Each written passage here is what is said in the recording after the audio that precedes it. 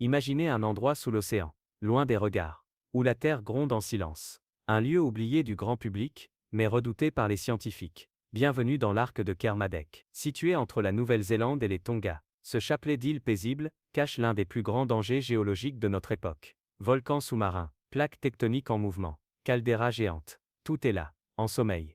Mais pour combien de temps? Les experts sont formels. Un méga-séisme pourrait frapper. Pas si, mais quand? Et si cela se produisait demain? Quelle région serait touchée? Combien de temps nous resterait-il pour réagir? Et surtout, serions-nous prêts? Ce que vous allez découvrir dans cette vidéo pourrait bien changer votre regard sur les profondeurs du Pacifique. Car ce n'est pas seulement une histoire de géologie, c'est une question de survie globale. Au sud-ouest de l'océan Pacifique, près de la Nouvelle-Zélande, la zone autour des îles Kermadec est surtout connue pour son activité sismique intense et ses innombrables volcans sous-marins. Même si l'arc des Kermadec a déjà été le théâtre de certains des plus gros séismes des derniers siècles, les scientifiques pensent que le prochain méga-séisme ne devrait pas tarder. Mais quelles seraient les conséquences d'un tel cataclysme? Comment affecterait-il les villes les plus proches et le reste du monde? Les îles Kermadec sont composées d'un total de 80 petites îles et récifs, s'étendant sur environ 1000 km. Dans les eaux entre la Nouvelle-Zélande et les Tonga, même si l'archipel est peu peuplé, l'île Raoul, la plus grande de l'archipel, abrite une petite station de recherche, utilisée par des scientifiques néo-zélandais. À part ça, les îles ne reçoivent généralement que des visiteurs occasionnels, principalement à des fins scientifiques. La question de la population est beaucoup plus réglée en ce qui concerne le monde animal et végétal. Après tout, les îles Kermadec sont connues pour leur faune et leur flore, inquiets, et largement intactes. Déclarées réserve naturelle dès 1937, elles abritent de nombreuses espèces rares et menacées, des oiseaux marins, des tortues de mer. Et bien sûr, des poissons. En 1990, la réserve marine des Kermadec a été créée, une zone protégée de 745 000 km², pour la préservation de l'écosystème marin. Mais l'arc des Kermadec est aussi connu pour autre chose. Quelque chose de bien plus dangereux. Il est considéré comme l'une des régions les plus actives de la ceinture de feu du Pacifique. Cette gigantesque ceinture volcanique entoure l'océan sur 3 côtés. Elle est responsable d'environ 23% de toutes les éruptions volcaniques actuelles et de 90% des tremblements de terre dans le monde. Tout cela, à cause de la tectonique des plaques. Le mouvement, la collision et la destruction des plaques lithosphériques. La lithosphère désigne la croûte terrestre et la partie supérieure du manteau terrestre. À de grandes profondeurs, les processus turbulents provoquent la libération de la roche crustale, emprisonnée dans l'eau. Sous l'effet de la pression et de la chaleur, cela abaisse le point de fusion de la roche du manteau supérieur, qui fond alors partiellement. Il en résulte une remontée de magma, qui finit par produire une activité volcanique typique, généralement explosive.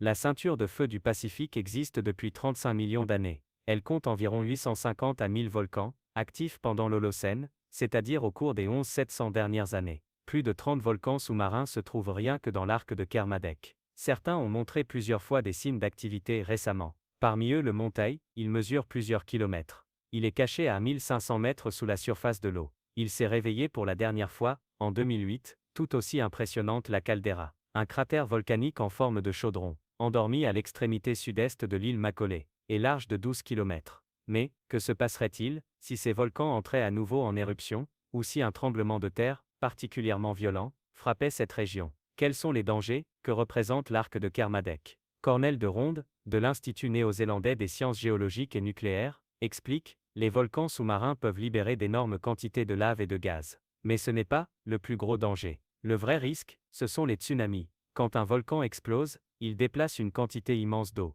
Cette eau devient une vague géante, qui frappe les côtes en quelques heures, parfois en quelques minutes. On pense souvent que les tsunamis menacent uniquement les régions voisines. Mais en réalité, le danger est bien plus large. Si un mégaséisme frappait l'arc de Kermadec, ses effets toucheraient des zones à des milliers de kilomètres. L'arc volcanique sous-marin est situé à environ 1000 km de la Nouvelle-Zélande et de l'état insulaire des Tonga. Auckland, la plus grande ville de Nouvelle-Zélande, avec plus d'1 million d'habitants, est très proche de cette menace. Si un séisme de magnitude 9.0 se produisait, Auckland serait secoué violemment. Bâtiments endommagés, coupures d'électricité, infrastructures côtières effondrées, et un tsunami à l'horizon. Wellington, la capitale, avec 213 000 habitants, est située à 1200 km de l'arc. Elle ressentirait aussi de fortes secousses. Mais, en cas d'urgence, les autorités n'auraient presque aucun temps. Un tsunami peut traverser l'océan à 800 km d'Erusher, c'est la vitesse d'un avion de ligne. Dans notre scénario, la vague frapperait les côtes néo-zélandaises, en à peine une heure.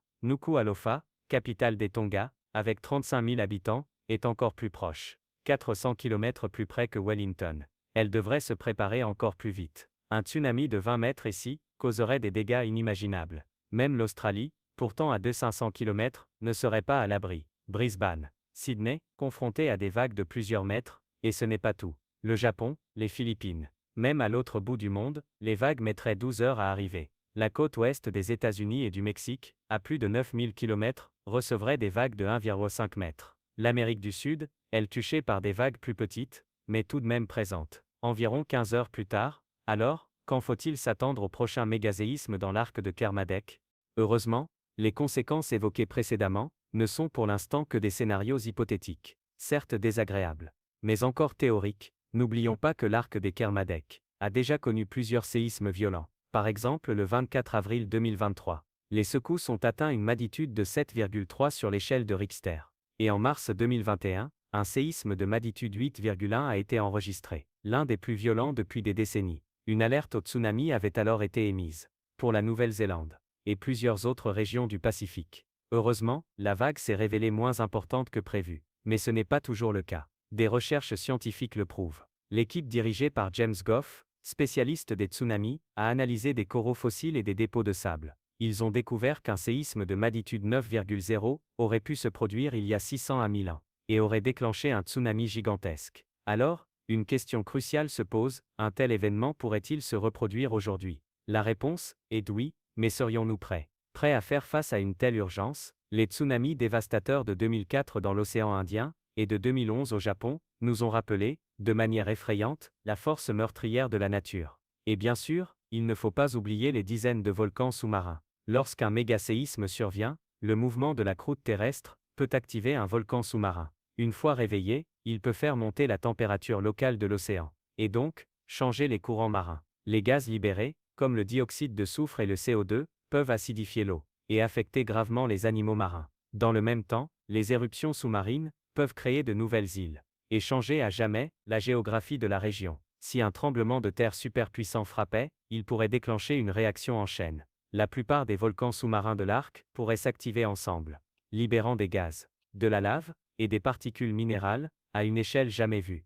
L'impact immédiat sur l'écosystème marin serait immense. Concrètement, cela voudrait dire qu'un séisme de magnitude 9 ou plus pourrait déplacer fortement la croûte terrestre, et modifier des courants majeurs, comme le courant de Humboldt, ou le courant équatorial du Pacifique. Et si plusieurs volcans entraient en éruption, en même temps, de grandes quantités de CO2 et de dioxyde de soufre seraient libérées dans l'atmosphère, ce qui, à son tour, aurait un impact sur le climat mondial. En parallèle, la température de la mer dans la région augmenterait soudainement. Et dans le pire des cas, le cycle des courants océaniques pourrait être interrompu. Or, comme ces courants régulent le climat mondial, dissipent la chaleur de l'équateur vers les pôles, et distribuent les nutriments dans les océans, on peut imaginer les conséquences fatales qu'un tel événement aurait sur l'environnement. Mais, y aura-t-il vraiment un mégaséisme dans l'arc des Kermadec? Eh bien, si l'on en croit les scientifiques, la vraie question n'est pas si cela va se produire, mais quand. Cependant, les chercheurs ne s'accordent pas sur le moment exact. Certains estiment qu'un tel séisme ne surviendrait pas avant 2000 ans. Mais d'autres soulignent que les données disponibles sont encore trop rares pour faire une prévision précise. Ce qui est sûr, c'est qu'il vaut mieux rester vigilant, car le prochain séisme monstrueux, dans l'arc des Kermadec, mettra vraiment à l'épreuve nos capacités de réaction à l'échelle mondiale. Et maintenant, n'hésite pas à cliquer sur le bouton d'abonnement, appuie dessus, et abonne-toi, pour ne plus jamais rater aucune de nos vidéos. À bientôt.